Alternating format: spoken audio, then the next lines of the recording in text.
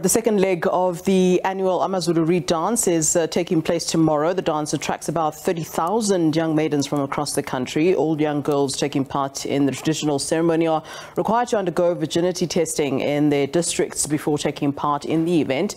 The ceremony revived by the late King Goodwill Zwelithini Kabhekuzulu and is viewed as sacred and one of the ways to fight social problems facing young girls. Now let's get more on this then and what to expect this weekend when we now cross over to our reporter Bongani Gema. Very good afternoon to you, Bongani. All right, let's talk about the fact that this is the second leg of the Reed Dance. I just want some clarity and understanding as to why there's more than one leg of the ceremony. But also it seems that this one is a much bigger one than the last one that we saw the last time around. Perhaps if we can explain all of what's happening and what it all means, really.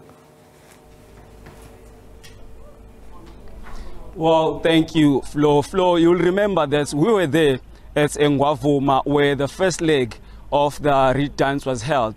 Flo, according to the Royal House, they told us that the first leg, Flo, came about when the Amakosi of Umkhanyakude districts approached the late king, Flo, saying that the maidens in their districts want to be part of the annual Umkhosi Womhlanga, but because of the distance, Flo, they were saying that it's very far, you know, for the young girls to travel to Nongoma and then back to their area. You know that this area is in the far north of KwaZulu-Natal, near the border of KwaZulu-Natal. In fact, KwaZulu-Natal, South Africa and Swaziland. So for them to travel to Nongoma and back, it was very far, a long distance, Flo. So when they approached the king did give them the go-ahead that in that specific palace in Emachobeni, the king said annually they will be the first one to have the Reed Dance. So we saw that, I think if I'm not mistaken, Flo, Prince Thulani said that it's been going on that lake for about 10 years. No, I may be mistaken, I have to confirm again, but I think he said for about 10 years that it's been going on. The late king usually he did the same practice that the king does here, where the maidens will go fetch the reed, pick the reed, and then come back and be mates with the king, and then wait to be addressed by the king. The same protocol that takes place in that place. And then about two or 1 week after, then they will come here in Nongoma, where then maidens from other parts of the province, in fact, other parts of the country, will then descend here to be part of the same protocol. This one is just the main one, but there are no difference really, because the same practice that we see here also takes place in that particular palace. So remember, there's last time the maidens were led by Princess Lwazi Wasosuthu. I'm not sure if she's also going to be the one leading the maidens here tomorrow. We'll have to wait and see, Flo, but there's not much difference. It was just because it was nearer to the maidens that side. Yeah.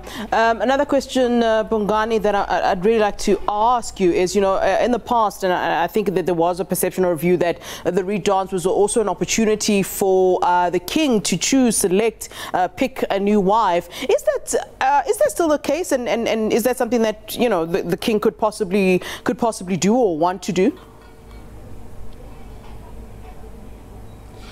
Well, Flo, I guess if the king wants to do that, I mean, as you say, we've seen it before, the king picking a wife from the maidens who go to this particular Reed Dance. If the king chooses to do so, Flo, I think there's nothing holding him back. But the focus, we've heard this from the minders of the maidens and also from Prince Thulani Zulu saying this. In fact, the focus of the Reed Dance, Flo, is to try and motivate the young girls, Flo, to keep pure, stay away from sexual activities, and to prepare them for womanhood. So as you know, Flo, they go through virginity testing. So if the king really wants to pick a wife, I think there's nothing holding him back from doing so, Flo. But that is not the main focus of the Umkhosi Womhlanga. The main focus is to really to motivate the young girls. To remember that Umkhosi Womhlanga does the whole process doesn't just begin on the actual ceremony, Flo. They go through every year. In some areas it's either monthly, in some areas weekly or quarterly. They go through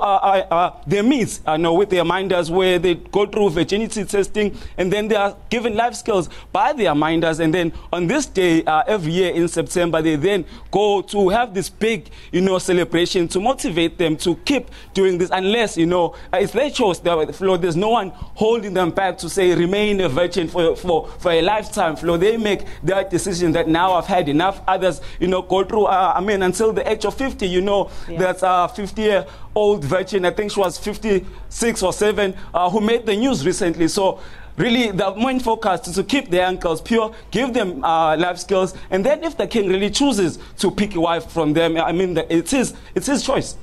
I want to talk about support for the king, King Misuzulu. We saw during his coronation that, most of the late king's wives were not present, in fact, to support him during his coronation. If I remember correctly, there was only one of the late king's wives present, whom he even referred to as Umama Wami. Is that what we're expecting here? I mean, if they're going to boycott one big ceremony like that, one is then expecting that they would then boycott all ceremonies. And this is an important one because, as you say, it involves young maidens, and one would expect that the matriarchs, of the Zulu kingdom, as one would expect the late king's wives to be, would be fully present and fully involved in the process. So what are the expectations then for tomorrow regarding support for the king, support for the event, and certainly support for the maidens, and how, it really, the optics of that looks very bad if those queens are not present. Are we hearing anything at this point? And I mean, you and I will have this discussion tomorrow when we have clarity, but what are you hearing on the ground? Well, Flo, I guess we just have to wait and see, Flo. But I can tell you from the ceremonies that I've attended of the royal household, Flo, it has only been, Queen, I really forget her name right now, but she's been the only one who's been being part of these ceremonies. But the other queens, Flo, remember that we went to a ceremony at Kwakeso Omthandai, where the queens were doing a ceremony called Kupula. They were saying at the ceremony, Flo, that they are not part of any faction. In fact, they were saying that they want peace, they want unity, they want the royal household to sit and discuss these issues, because for them to pick a side right now, will be like, dividing the children of their husband, Flo. So we haven't really seen them in any of these ceremonies that our King Misuzulu has been leading. In fact, Flo, there were news that this Umkosi Womhlanga will be disrupted, Flo. We are still waiting to see if that is really going to happen. Earlier on, you spoke with Prince Utulani Zulu, the spokesperson of the Royal House, who told us that they are determined to continue with the protocols that have been put in place, saying that, in fact, they have called in for more security, saying that there are police, even far in Pretoria, who are coming, to ensure that there's security here. This disruption that is being spoken about by the side, the faction that is supporting our Prince Simagate, will not succeed, Flo. But I can tell you that, anything can happen tomorrow. We may wake up and see them, coming here, because they do not tell us. This is not something that they wake up and announce to the media that tomorrow we are going to be part of this ceremony or not. We just see when it happens that they are not going to be part of it. So, but I know, judging from what I've seen before, I don't think they will be part of this ceremony. We have seen Prince Prince Buthelezi, the Prime Minister of the Mazulu, who has been, the one who's been by the side of the king since, his announcement. So we can expect that he will be here with other senior members that have always been in the side of the king. But the Queen's, Flo, I don't know. We'll have to wait and see. All right, Bongani, thanks very much for that in-depth report. Let's catch up tomorrow. I'll brush up on my Zulu for you tomorrow. Thank you very much, sir.